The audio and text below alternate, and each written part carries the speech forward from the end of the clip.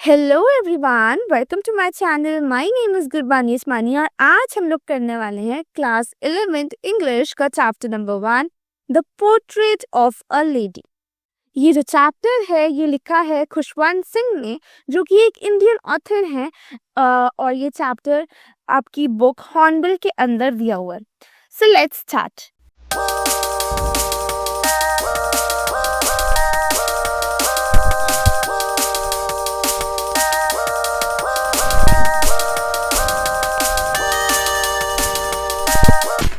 सबसे पहले मैं आप लोगों को देना चाहती हूँ इस चैप्टर की ब्रीफ समरी।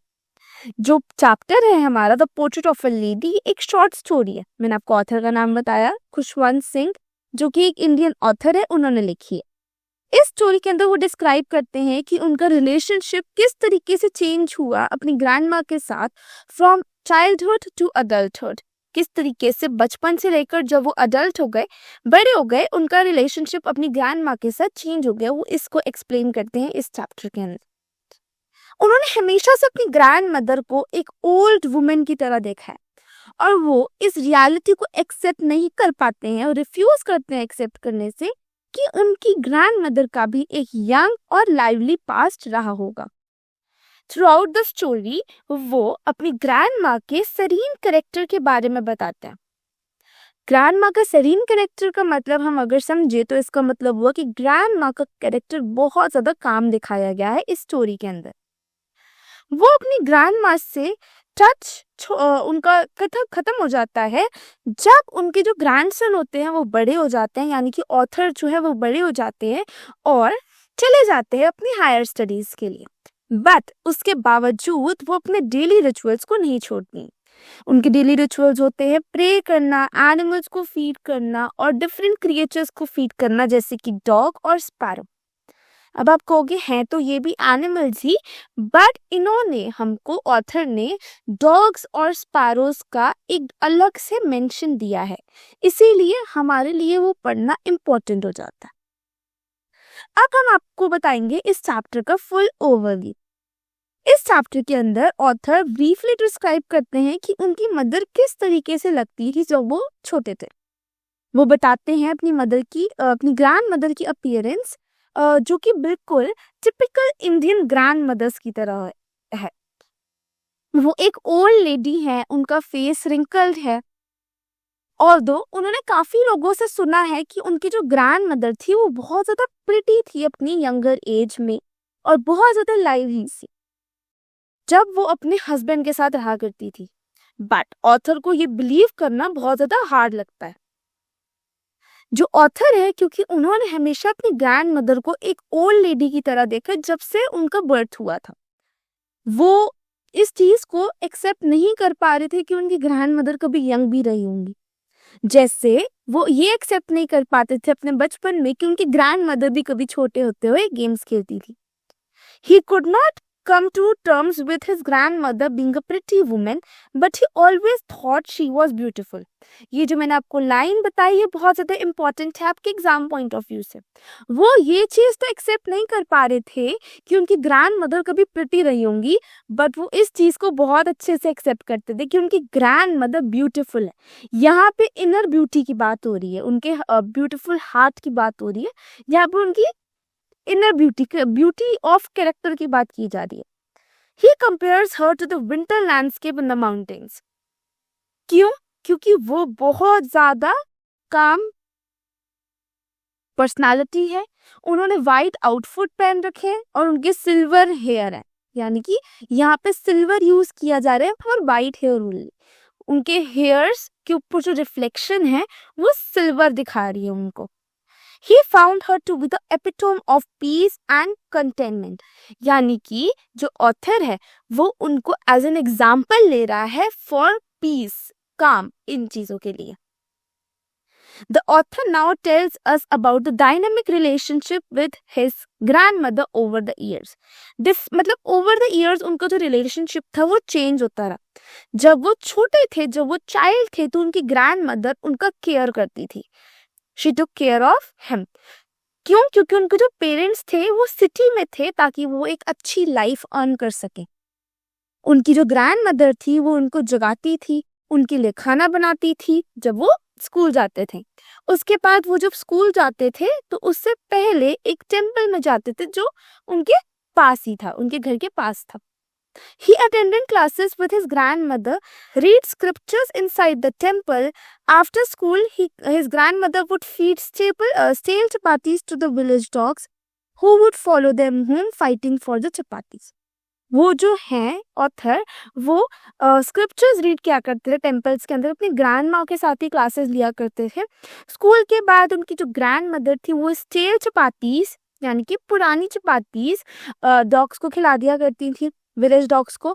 और उसके बाद वो जो डॉग्स थे वो घर तक उनको फॉलो करते हुए आते थे। There come a turning point in author's life, जब उनके पेरेंट्स उनको और उनकी ग्रैंड मदर को सिटी बुला लेते हैं टू फाइनली सेटल डाउन।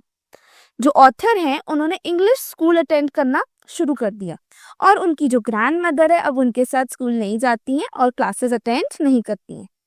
कोई डॉग्स नहीं है स्ट्रीट्स के ऊपर, तो इसीलिए वो स्पैरोज को फेड करना शुरू कर देती हैं, उन्हीं को फीड करती हैं। Their relationship begin to change, उनका रिलेशनशिप अब बदलने लग गया था। She would ask him about his school and he would tell her about the different concepts of Western science and learning. जब वो उनसे स्कूल के बारे में पूछती थी तो वो डिफरेंट कॉन्सेप्ट्स लेकर आते थे from the western science and मतलब वेस्टर्न लर्निंग के कॉन्सेप्ट्स लेकर आते थे।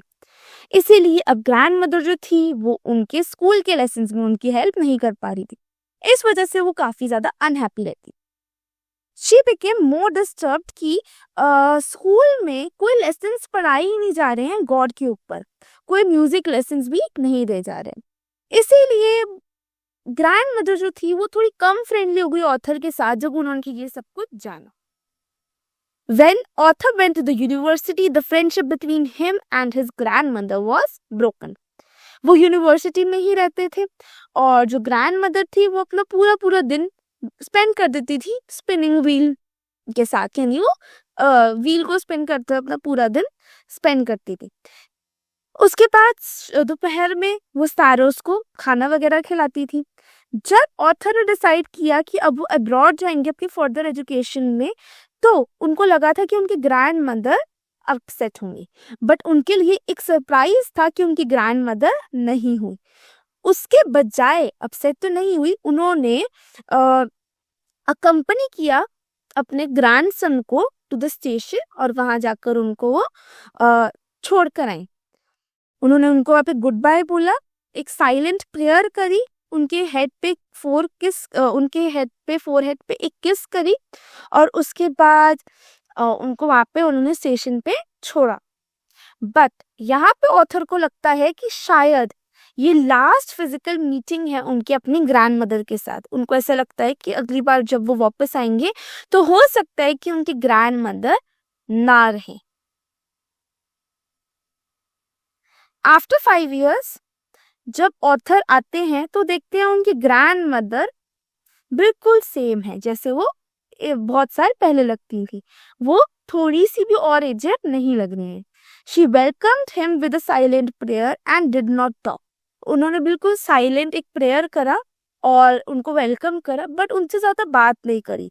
Her happiest moment on the first day of his arrival was during the afternoon she spent with the sparrows.